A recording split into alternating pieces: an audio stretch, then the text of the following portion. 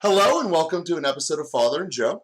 I'm correction, your Father Boniface Hicks, and I'm Joe Rocky. You can tell it's been a while since we started one of these up. And Father, one of the things that I have been doing is I have been on other people's podcasts trying to promote ours and discuss our podcast, which again, we try to bring people closer to God by recognizing that if you live a virtuous life, you will become closer to God by living more like Jesus. And then in turn, the more each individual becomes closer to God and living a more virtuous life, the better as a society will end up being. So, said another way, if you were living with a neighbor who was fair and just, that's a lot better than living next to someone who is chaotic and cruel. And essentially, what we're trying to look at here is ways to make people better. And we've discussed this a lot of different ways throughout the years, and there's a whole lot of different people who have come and decided to binge various of our episodes. We're glad everyone who is doing that. And so for everyone who's been with us for the 5 years, this might be a little bit of a recap. But what I wanted to do today was kind of discuss some little things that we could implement into our lives that would not just make us better in the sense of okay, I did something successful today, so I should feel good for it, but actually realizing that some of these things that we do that not only improve our lives from a practical standpoint, but they also improve our soul side of our lives because we are living the commandments and we are being virtuous in what we are called to do, essentially as Christians. So what I wanted to do was go through just kind of some common themes, common things rather, that are easily implemented that maybe people don't realize actually is helping my soul too at the same time by doing something that is good for me. I mean, most people can see the simple fact of if I do something that's good for me, well, it's good for me and I like it. But if it's good for me and it's also working those virtuous muscles, even if I don't realize it, kind of realizing it makes people a little bit better. So one of the ones that I have been kind of pushing here, I believe, is to the virtue of temperance. And this is the notion that over the next 14 days, only eat 12 times. And most people can see real quick, well, that's like a diet. I'm going to lose some lose some weight. So that's going to help me physically. I'll look better in beach season. It is the summer after all. So yeah, I can get on board for that from the physical side of it. But where I'm calling it is that what temperance really is controlling ourselves. Growing up, that's what they called maturity, having self-discipline and pushing things off to the future. And when you go through fasting, and you're the person who taught me to fast, so it kind of feels weird telling you my experiences of this, but when you go through only eating 12 meals in 14 days, not only do you get that physical pain that reminds you that you're doing something hard, but at the end of the day, pain is just your body telling you something is different. So I don't take that as a bad thing. I take that as actually as a good thing. I'm doing something different. It's pulling me in a direction I'm trying to get to. So you get that physical pain that, hey, you haven't eaten in a while. But you also start to develop, especially for me, after the first couple of days, an appreciation and a thought of what am I going to eat? What am I putting into me? And for me, it creates a conscious, deliberate thought process that goes into more than just, okay, now I'm not going to randomly eat the chips that are laying around the house, but it brings about a focus. And it also brings about a realization that I can't really do this by myself. You know, a deliberate thought of if I'm going to make this work, I'm going to need to eat this meal. And your body will kind of tell you what it is. And that's going to be different for each person. But for me, at least, I get in this thought process of everyone that needs to go to make this thing happen. Whether it's I'm going out to eat it and someone had to make it, or it had to be, caught, harvested, whatever the appropriate term for what you're eating is, all the way to it getting to the supermarket and then it getting on my plate. So it brings up these thoughts of, I'm really not all that important. And I don't know how I get there from fasting, but I do. And it's this mental process of thinking deliberately that has really come out of there. So I wanted to start by discussing that because I really do think fasting is incredibly beneficial. And I really do think that of the 7 virtues that we discussed in our episodes, prudence, justice, fortitude, temperance, faith, hope, and love, I think that the one that society is missing the most overall is temperance. And then that's just my personal opinion. And I know as a priest, you might have a different one, but that's been my thought process, that that's what we need. And I think that this is a great way of stepping into making yourself a more temperate person and exercising those muscles. Because once you realize, hey, I can go without eating for a while, I can also go without getting burst of anger for a while. I can put that off, even if it's just 30 seconds longer at first, then it might become a minute. But pushing off that burst of anger that comes on you in a bad moment can keep a relationship from going to the next level of worse, and it might ever give time for it to fix whatever grievance came upon you. So that's where I wanted to start, by just kind of discussing the concept of fasting here and some of the other general ideas that I've had for other people to implement a more virtuous life without necessarily saying that this is going to make your soul better. Well, I think the basic point that you make, Joe, that if we want to grow, then we need to die to ourselves, and we have to do that in concrete ways, not in the abstract. I think that's really important. I'm not sure that I align with all of the vocabulary exactly. So temperance is the ordering of the concupiscible appetites, more or less. Fortitude is the ordering of the irascible appetites, which would have to do with anger and controlling bursts of anger. But the point of, the broader, rather than dividing those into whatever Aristotelian or Thomistic categories, just the general point of delaying gratification. It's one way to define maturity is the capacity to delay gratification. It's a nice way to think about that. I suppose in that sense too, anger has a dimension of the concupiscible appetites and the vindication, the good that's being sought, and then it would come into resting. Anyway, it doesn't really matter. The point being, having a little bit of self-control and self-mastery is essential.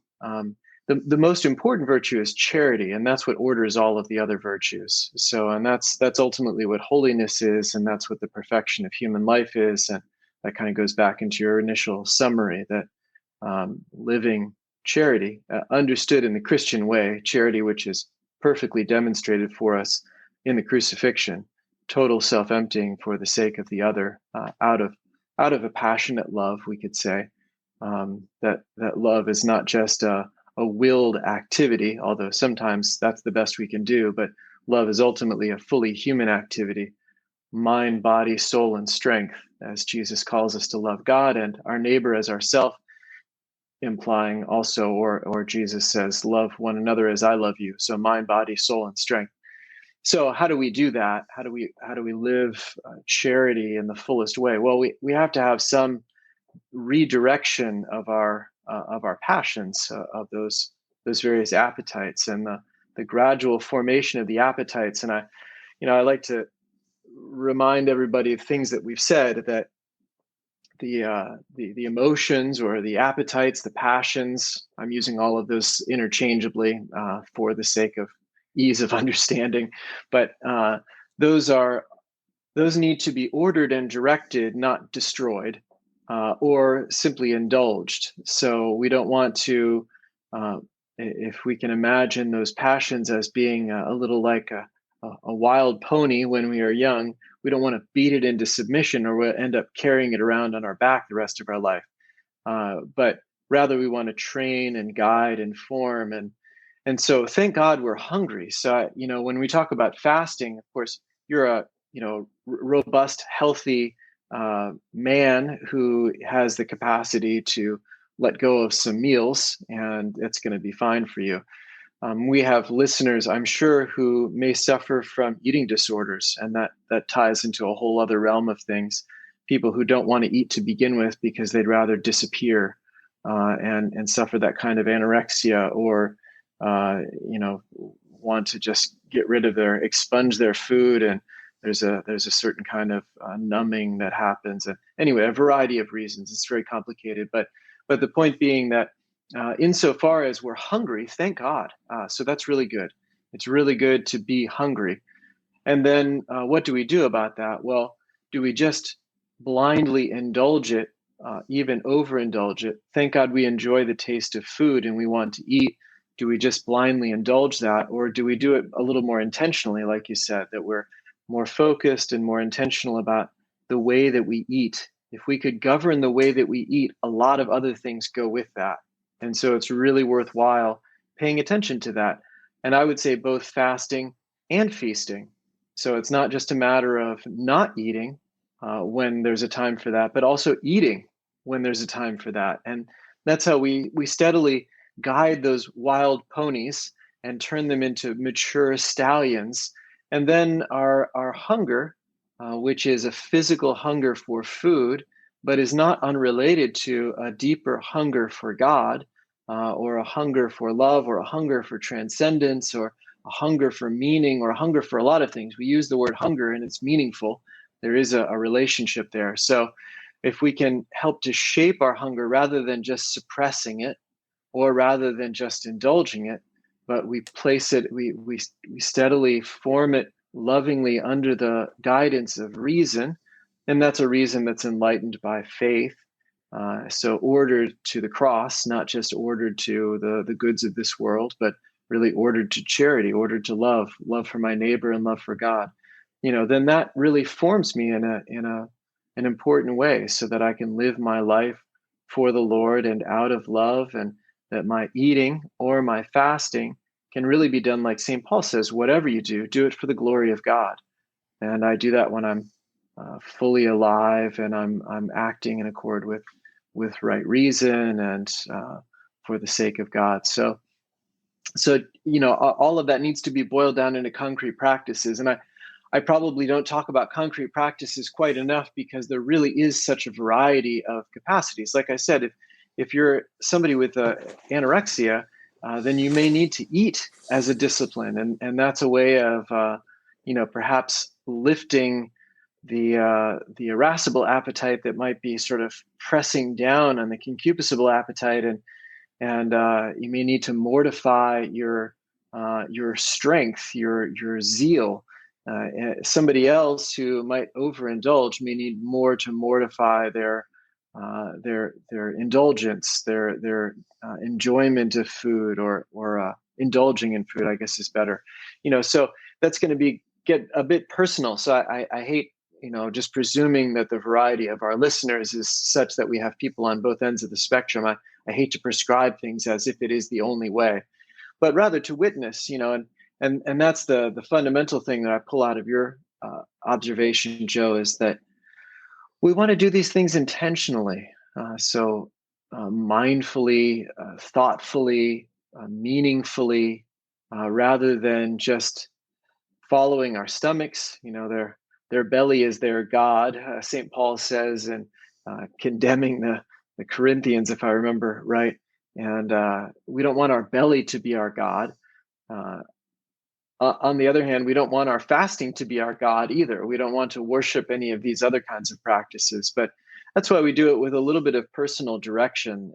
Something like spiritual direction is helpful, or at least somebody who's a little bit knowledgeable in the spiritual life, who can look at my life and say, yeah, I think this would be good for us. We are, for an average man like yourself, Joe, who's healthy and strong and able to eat or not eat, and then can stretch those muscles a little in both directions and eat 12 meals in 14 days. That's a great challenge.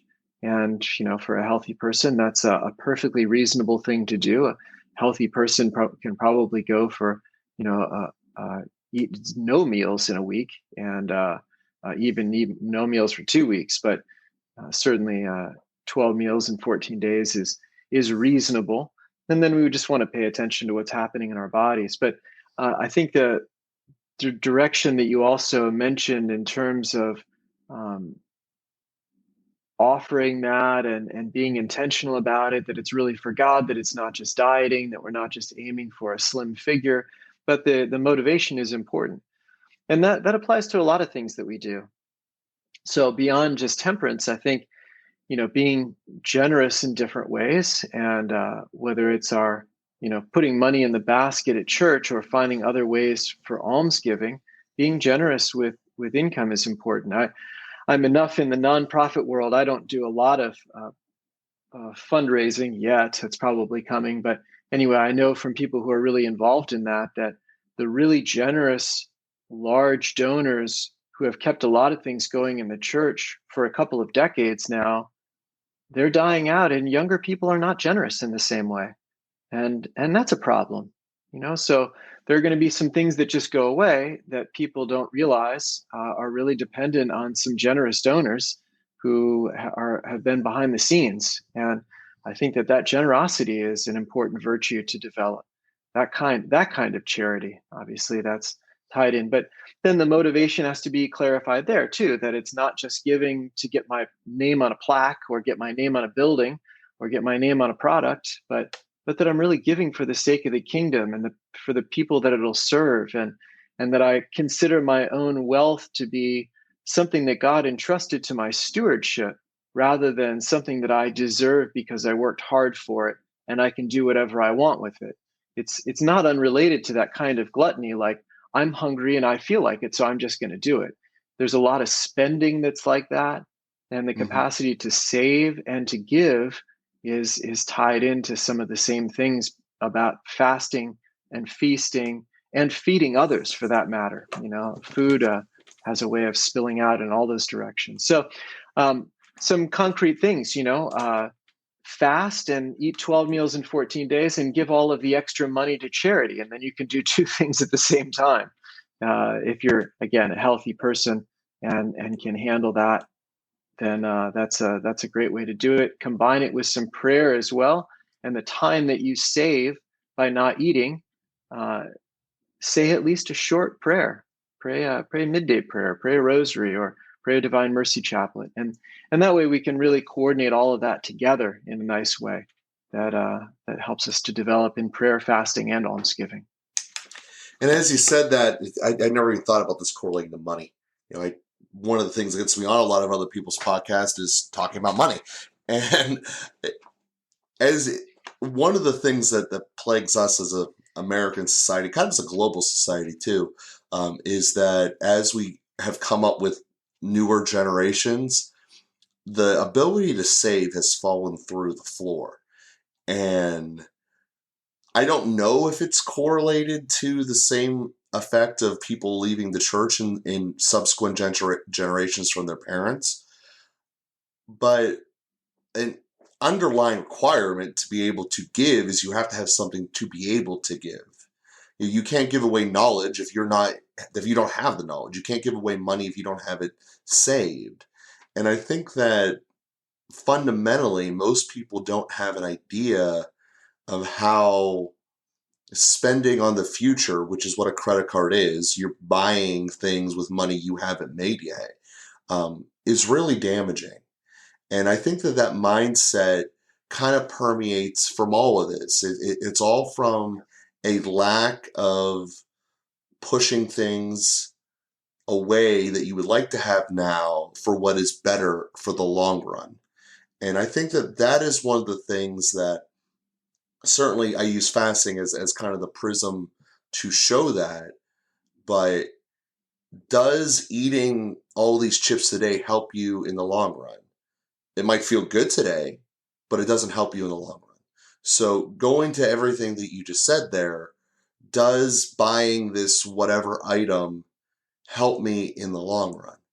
And I get that we live in a society that cash is disappearing, and that most of our older generations, talk about grandparents, people, the baby boomers, depending upon how old you are. So most of them grew up in a cash life. So you weren't able to spend money that you don't have. But now most of us spend by clicking buttons on either a phone or a computer. And especially through COVID, that's most of the stuff that entered my life came through that way. And a simple way to help people in that measure is do not connect it to a credit card.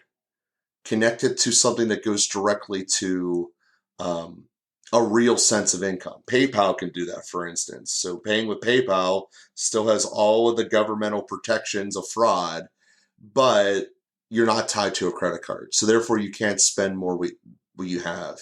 Because the one thing that has killed this ability for people to grow isn't college debt, despite that's what Congress is trying to tell you. It's day-to-day credit card expenditures. And that is something that we can really overcome just by saying no to ourselves from time to time.